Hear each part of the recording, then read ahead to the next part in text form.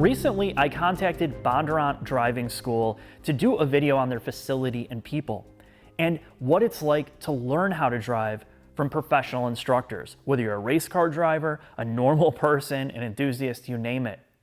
And I already did a full video on what that experience is like. You can click above the link or below to watch the full thing. But I realize a lot of this content, I do it because I'm passionate about it. I love driving, I love cars, and I love the people. And this is not the most popular topic. And I know people, love seeing guys in supercars flexing or doing stupid shit. But really, when I got there, I realized how important this was to tell people's story.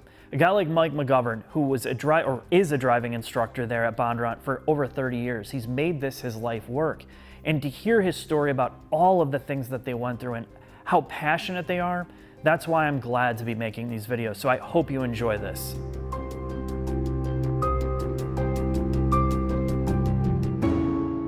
My name is Mike McGovern, and I'm the chief instructor for the Bondurant School of High Performance Driving. I have been working for the school, or for Bob, however you want to look at that, for 36 years. I've made this my career. So you've helped instruct, and I saw this list, and I know people get hooked on celebrities, but you've trained race car drivers like Jimmy Johnson, Yep. Denny Hamlin, Nicolas Cage, who's not a race car driver, but probably could be now. What is it like? Obviously that's just a small percentage of it. Most of these people that you instruct are normal aspirational drivers or teenagers that just want to be better at driving. What's the most rewarding part? Is there a certain group of people that just makes you go home at night and you're like, wow, I really enjoy that? I don't know if I would say that if there's a particular group of people. I think everybody, sharing the information, watching the light turn on, oh, I get it, and then seeing that progression over a period of time, and at the end of that training session or class, however you want to put it, and they make the comment, you know what, this was amazing, you guys are awesome, this is the greatest thing that I've ever done, and that says a lot right there. So how do you get people that are more normal into this? How do you promote that? It's got to be hard. I think it is today, and just by what you just mentioned, there's so many other things out there in life, and all the electronics and the electrical cars. What gets people interested in this? I don't know how you draw people in, but there are car people. Car people are car people in there. I think they're almost born that way. Yeah. Dad, mom were car people, and it's just something that they inherit. I don't know what the exact answer is, but when you could produce a car that has this kind of performance, or like the Hellcat, the kind of performance, I think that intrigues people. I think we both know horsepower sells. Sure. Right, and then the technology, all the technology that goes along with that's pretty exciting too. At the same time. You look at cars that were built 10 years ago versus today. Yeah. Oh my gosh, the That's technology, nuts. The advancements that have been made, it's very impressive. Who would ever think you'd get 800 horsepower out of a stock engine that you could drive to the grocery store and to the drag strip? I think, like you said it best, even 10, 15 years ago, or 20 years ago, that this was science fiction. Yeah. Like literally, you'd be sitting there, oh yeah, there's no way you're gonna buy a car with 800 horsepower, 700 horsepower for like an affordable price tag that a somewhat normal person could afford to buy. So it is an exciting time, but that's also part of why we're here. Because we can own 100 cars. You've probably owned a lot, I've owned a lot. You can go buy all these specialty cars, but they come and go. There's a lot of things that come and go in life, and cars are one of them.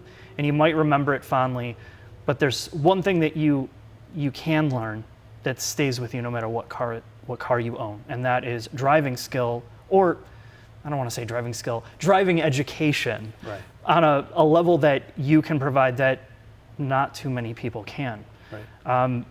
So there's a couple things. One, the cost is prohibitive. Maybe the location's prohibitive for some people.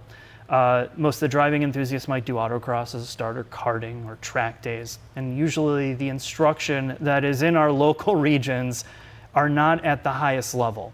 And for me, it took me a long time personally, over 10 years, to hit a wall with trying to be self-taught before I got into some professional instruction, where if I would have just done that to begin with and didn't piss away all the money on the sports cars, the parts, the chrome intake, whatever crap I spent my money on, if I would have invested it on the driver training right away, I would have been a better driver and I would have enjoyed the cars that I had more without having to touch them. So you're bringing that, and you're bringing 40 years? I mean, so how many, you've probably met so many people in that time, all that experience. What can you bring to the table for somebody that is going to change their life in terms of like somebody that loves to drive? Well, I like what you just said just a couple minutes ago. Invest in yourself before you invest in the car, and you're going to get so much more out of that vehicle. And what we bring to the table is exactly that foundation of performance driving. And once you understand the basics of performance driving, you should be able to adapt to any type of vehicle you get the opportunity to drive, environment that you're driving in, city, street, mountain road, racetrack. And anytime I'm working with somebody, if you're ever having a difficult time with something, always go back to the basics. I think that's pretty true for anything. Always go back to the basics. And that foundation starts with the mental part of it, being engaged mentally on that particular activity for 100% of the time that you're out there doing it, track, freeway, wherever, sure. Right? But then the visual part of it. And until somebody rides with you, you might think you have good visual skills. You might. But when someone says, you're a little bit behind, you need to be 3 to 6 seconds ahead of the vehicle, not 1 to 2. And utilize the points of reference on the racetrack to help you manage that. But until someone rides with you and brings that out, you're just going to continue doing the same thing over and over and over. That's the biggest thing people take away from here, is establishing good visual skills. Your eyes tell your hands and feet what to do. Your hands and feet tell the car what to do. The car is just merely an extension of the driver behind the wheel. So if you're not ahead of the vehicle, how are you going to give it the information that it needs to get there? Sure. Big common mistake people make when it comes to the visual part of it is they target fixate. They're looking at where they're at instead of where they want to be next. And again, that goes back to modifying our basic skills or modifying our visual skills as we go quicker, because we're covering more distance in that shorter period of time. The other bad side of that too is we look at things that we don't want to hit. Let's say a guy's driving a car through a corner, they're drifting it, and they're looking at the only saguaro cactus in the neighborhood. You being from snow country, you know where you're going to end up. Yeah. Right? Because you've learned those types of things driving in that kind of environment. You're going to end up in the cactus. But if you don't recognize that or realize that, right, you don't know. You're just going where you look. Yeah. And that's what we really focus on here on the front side. Make sure you have good visual skills, and then from there, how you manage the car, the line you drive through the corner, kind of falls right into play. It's amazing how it works. And all of the people that I've worked with, that's the biggest thing that I just need to share with them on the front side. Look, you're just a little bit too far behind the car. Get ahead of the car with your eyes and you'll do a better job. Even professional race car drivers that have had a career at it, I've worked with them and rode in the car. I'm like, you're not looking far enough ahead. Adjust, be here. And they do that, and all of a sudden, whoa, this becomes so much easier managing the car. So, but this environment that we work in every day, it's a great place to train. Trying to duplicate this at the racetrack. You talk about an instructor trying to help somebody at an event, and they all have good information. We just work on it full time. Right, They're part-time guys, right, which is not bad, but we work on it full time. And so we're engaged in this 100%. We even think about it when we're sleeping. But with the training facility that we have here, we can develop those basic skill sets. Really develop them. So when people get into the car, they're not thinking about what they're doing. They're thinking about how the car is handling and how they can modify it to go faster. And that's a great thing. You can't duplicate this at a racetrack. But here at this training facility, we could do a real good job. Being if it's for, let's say, a new driver, teen driver, right? The skid car and the accident avoidance simulation drill, I believe Everybody on the front side of their career should be do those two things, and the world would be a safer place. But if you wanted to become a race car driver, you first have to, like you mentioned, you have to spend that money on yourself. This is a great place to do it. And then when you go to the racetrack for your first time, you have some skills that you could use to be successful. So I think, I want to strip it back a little bit. There's a couple things I want to talk about. One is modern cars are a great example of this. We've leaned so heavily on technology. Every car has traction control, stability control, backup cameras now mandated. So we're leaning more on the technology than we are on improving ourselves to become better drivers, because we don't actually have to put in the work as much. It's way easier and it's way safer for people that don't have the skill or don't have the time or the money, whatever. But I question oftentimes, what if we spent some of that money and injected it back into ourselves, into our driver's education, which is just, it's not going to happen, honestly. It hasn't happened, it's not going to happen. So your facility you've created an environment. My son, for example, when as soon as he can get into a car, I don't care. I'll build one that, he's 1 year old, he'll pedal it around. As soon as he can get into a car, I want him to be trained on it. Even if in 10 years from now, he's not in a car that he can drive. So you can literally take the here and now. You can help teenagers. You can help people that lack confidence, maybe have been in an accident, are terrified to get behind the wheel. Somebody that's older, that maybe the vision's lacking, the senses aren't there. How can you, forget the race car driving, how can you help these people invest the money into themselves where they can get on the road, be safer to the people around them, and just feel good about being out there? Well, we just give them the same tools and experience that we would give a race car driver. It's exactly the same. Okay. The basic skills are the same, but it's giving them the opportunity to, like in our skid car, feel what a rear wheel slide is and be able to manage that and not be in a dangerous type of situation. So when real life comes into play, they're driving in the snow or driving in a rainy type situation, they'll just automatically take care of it, because we give them an opportunity to do it so many times that it becomes muscle memory. But the basic skills for, let's say, I'm teaching a race car driver one day, and then I'm going to teach Johnny, and Johnny's mom doesn't want me to teach him how to drive through the corner the fastest way, but the basic skills, if we drive through the corner that same way I teach a race car driver, is the safer way.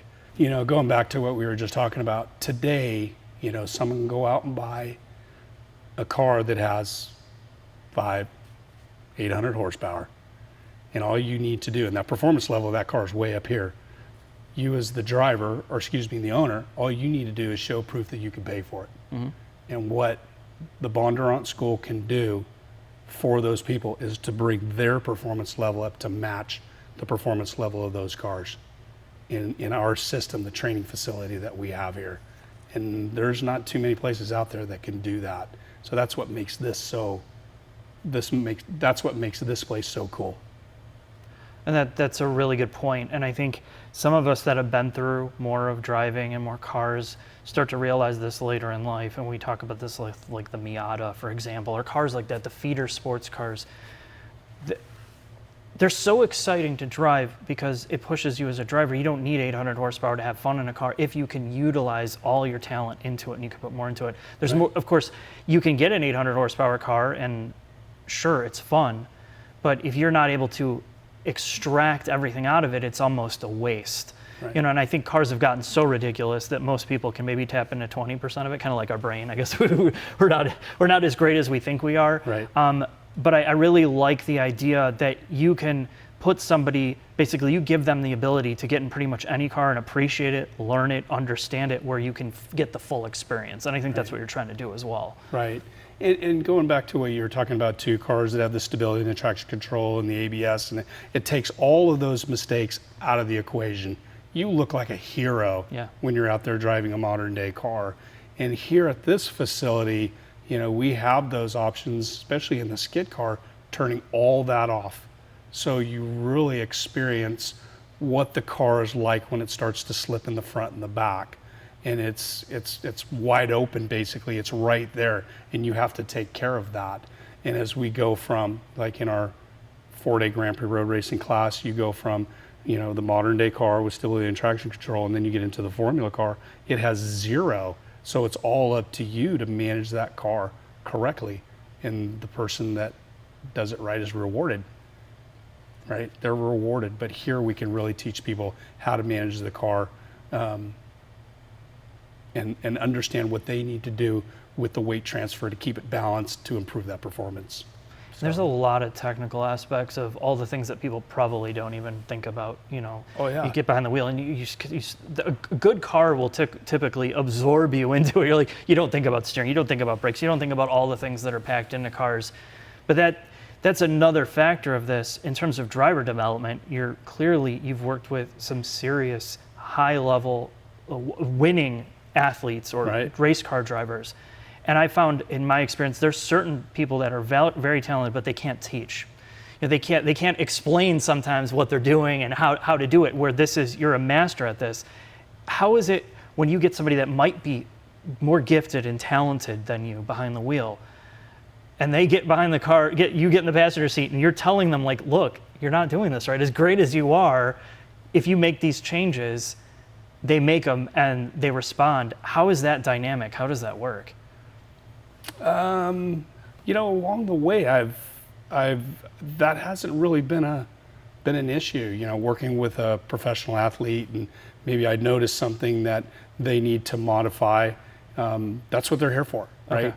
And so I'll bring that up front, right? If you do this, then this will get better, and then this will get better. Now, I've worked with people that have done a phenomenal job. You look at people like Denny Hamlin, Kurt Busch. I've worked with him quite a bit, and Jimmy Johnson. I'm like, dude, you're spot on. You're doing great. And you might try a little bit of this and a little bit of that.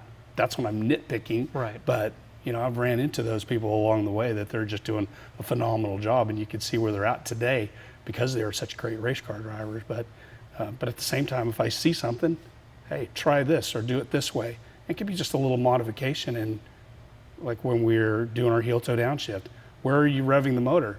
Are you revving up here in third? Or are you down here by second, then revving the motor? How many RPMs you're using? So I really just kind of fine tune that so that they're a better manager of their race car. Gotcha. So it's really about the fine details. So when you get to that high level where there's not much to do, how do you extract? And we talked about this on the phone. Everybody has kind of their different needs. They're a different place in terms of their driver skill. Some people, can't even turn a steering wheel. So, it's hard for them to do that. Where for me, I've hit a point where I just can't get any better. I don't know if it's talent. So I'm kind of coming to you to say, where am I going to get that extra percentage that I'm missing? How do you get so honed in where you can figure that stuff out? Well, first it goes back to the riding part. To be able to figure out what you're doing, I need to ride with you and see where you're at. And that's a great part of this school, this program. And once I get inside the race car and watch you drive, then we can modify it from there. Because I can say all days from the outside going, yeah, that looks okay, but you might need to work on that. Yeah. Where here I can get in and actually see what you got going on. There's the philosophy, overdrive corner entry, right? Drive it in as hard as you can.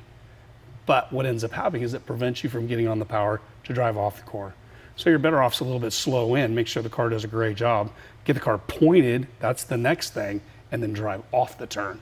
But then it goes back to the visual skills too. Sure. Are you doing a great job at that? So that sounds like the core foundation. You're really talking about vision, right. Track vision. Basics. Okay. And again, going the greedy part, I like to use that in my vocabulary because a lot of people are greedy in this environment, either going in or trying to come out, and you just can't be greedy. One of the things I noticed with a lot of stock car drivers that I've worked with throughout the years is that they're all greedy, and it's changing that philosophy. It's driving in super hard because they're driving cars that are made to drive into the corner real hard and then get on the power driving off the corner. But when you come into road racing situation, the driver is way more accountable than they are in an oval track situation. Not to take anything away from that, but you have to make sure that you're managing the power correctly. You're not overdriving corner entry. You get the car pointed before you accelerate. So, once you asked about, once you get to this certain point, what else can I do to help you get to the next level? Well, if I get in a race car and you're in a race car and they're basically equally balanced, you could see where you're stronger and where I might be stronger. And at first, more than likely coming off the corner, I'm going to be stronger because I'm managing the car better. But once you learn how to manage that, then you'll see that start to equal out a little bit more. But that's a great thing about this program too. Instructor's in a car and you're in a car. Okay, now we're playing the cat and mouse game. And then there's another part of that. How well do you do leading versus how well do you follow? Right? There's two games there. Yeah. Right? It's easy to follow. It's hard to lead. Yeah, right? And so the whole strategy behind that, if you're the leader, no mistakes. You make a mistake, that's when I'm capitalizing on you. But at the same time, if I'm the follower, my job is to intimidate the shit out of you and get you to make a mistake. And if I have to lean on you a little bit to get you to do that, that's what I'm gonna do. But that's another part of that game that's so cool that we could duplicate here. Okay. That most places won't do. So I think that's a really strong point you're making about driving IQ.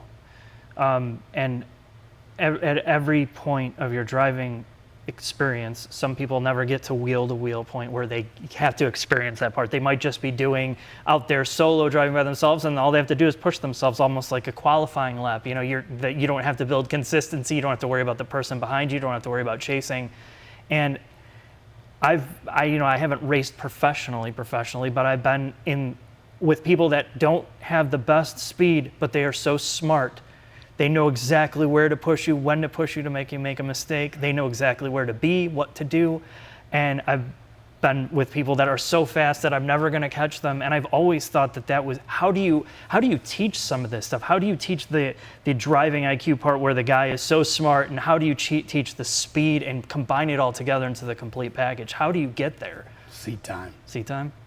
No different than playing a musical instrument, being good at some craft. I look at the guy that plays the guitar and he doesn't even look at what he's got going on. He's jamming on it.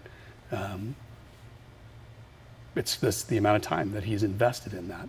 And to me, that's my guitar. That's my musical instrument. And that instrument's different from this one and that one. And that's kind of the cool thing, being able to go from one car to the next. What is this car really about? And trying to figure that out real fast and get the maximum out of it. Okay. It's cool stuff. It is. It's very cool stuff. So in terms of when you're teaching somebody, what is your primary focus? Do you try to get them to that place where they're that complete package, or are you just kind of working on simple fundamental things to get to that place? I like to, first of all, make sure that the foundation's solid. Right? They got a good solid foundation as far as how they're managing their eyes, the car, the track. There's consistency there. Right? I want to see consistency. Then it's, and along the way, it's riding and driving, maybe even doing a little data acquisition. But then the next thing is to bring a car out, and I'm going to lead for a couple laps, right? Let's see how well you follow. Then I'll switch it, and then let's see how you lead. And I monitor that. And if I see, let's say you're the driver, I see you starting to get a little out of shape, trying to be a little too greedy, I'm going to back off. Let you get yourself back together, and I'm going to come back and get you again. I might start with the lead, continue with that, switch, and then just keep going back and forth. So you get to the point where you're real comfortable being in both of those situations. Going back to the seat time, the more you do it, the better you get. But it's that's the cool part about it, being in this environment. We could take people along. It may not happen in two outings.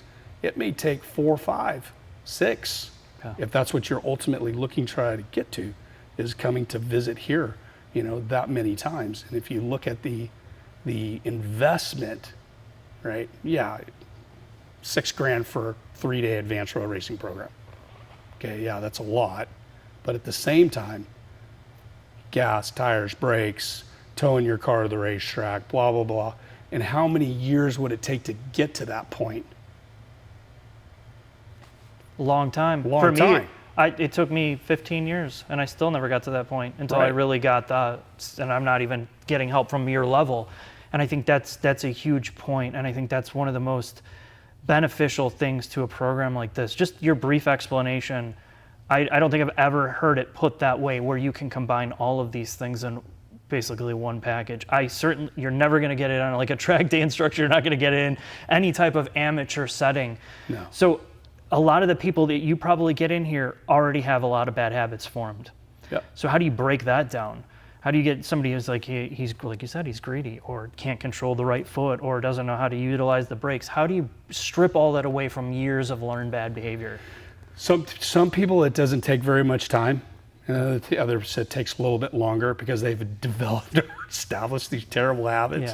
Yeah. But then once they get in the car and they ride with you, or you ride with them, and then you switch and they see the result of that, then they learn very quickly that their bad habits are not working for them. You know, so this is where you can not only feel it, see it, you hear it, but then you get to practice it over and over and over again. That's where we can really break those bad habits. Okay. It makes it easier to break not guaranteed. Right. No, of course. Right? Yeah. Well, it's up to the person how much Right. they want to put into it. Of course. Race car drivers here not too long ago, been doing it for a long, long time. And his philosophy was overdrive corner entry. Just be as greedy as you can there. And coming off the corner, I'd just smoke him every single time. It's like, dude, change your philosophy. Slow in, fast out. And the ultimate is to be fast down the straightaway, not how fast you can go in. I was just as bad as he was years ago until someone would say, look, dude, you're doing it the wrong way. You can switch it around. Right. And that took discipline to make that happen. But that's the great thing about this place. You don't have to worry about qualifying in the fastest lap time. Right. You could step back and go, okay, I'm going to try this for a few laps. Okay, now I'm seeing the result at the end of the straightaway. I'm 20 miles an hour faster now versus laps before. Gotcha. And my lap times keep going down and down and down.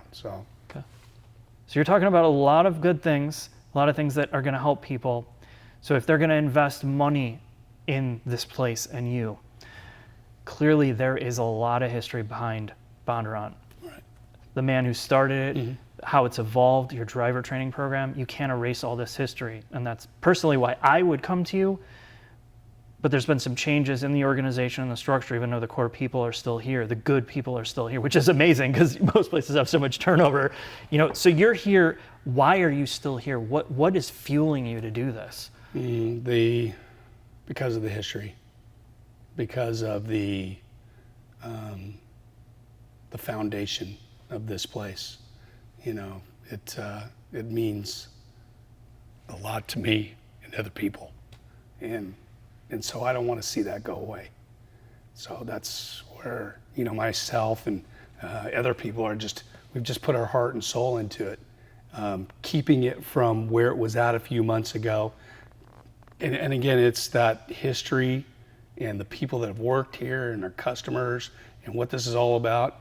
And so, you know, there's been some pretty tough times, but today there are 3 really awesome guys that have come along to buy this school, and they want to see it succeed. They want to see it get to the next level. And there's so much happening today.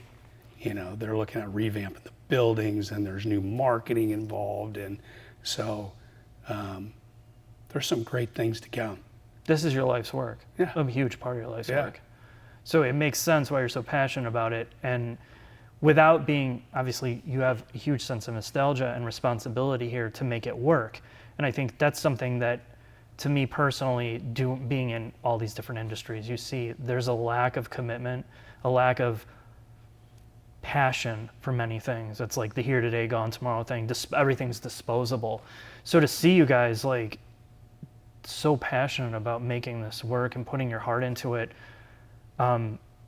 is that what keeps you coming back, or is it the people side of it? What specifically is it aside from the history that makes you gets you up out of bed in the morning? Like, I want to do this. I want to teach some idiot like me, you know, to stop making the same mistakes. Right. It's the passion of it. It's the people. It's everything. You know, it's an institution that's just needs to keep on going. You know, there's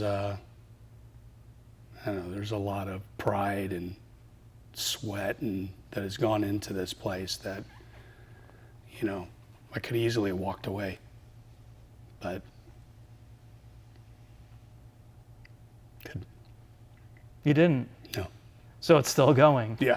And so now we're getting to help tell your story, even if it's not true completely. We can't tell the whole thing because we'd be here for like 16, probably You'd 16. run out of video cards. Yeah, I would go broken video memory cards. So I want to try to capture a little bit of what makes this special and try to tell your story about all the work you put into it. And then hopefully me get something out of it, of course, selfishly, and then share some of the things that other people can learn from this and maybe even come here and meet you and go through this whole experience. So I really appreciate you taking the time. Oh, thank you for coming. Yeah. Really looking forward to your visit, and thank you for sharing the story with us. And we're really looking forward to the future, and no telling what's going to happen. But it's the school is in really good hands right now, and that's what it's needed that's what's been needed for a long time. This thing can make it really easy, right? People don't have a problem coming here and spending their money. They're here and they're thinking about, well, when can I come back and spend even more money? Sure. Because it is so cool. It just wasn't being taken care of. And this is kind of like I don't know if I want to say a vintage, it's a race car. A race car needs to be taken care of. You need to upkeep it. You need to change the tires and brakes all the time. Yeah, sure. We go through lots of those. Yeah. But it needs to be nut and bolted all the time. And also it needs to be looking into the future for the next model, whatever, how you want to put that. Sure, yeah. But I'm very grateful for the new people that have been here, Stig Investment. Very grateful for them for coming in and helping us to get this to the next place, for sure.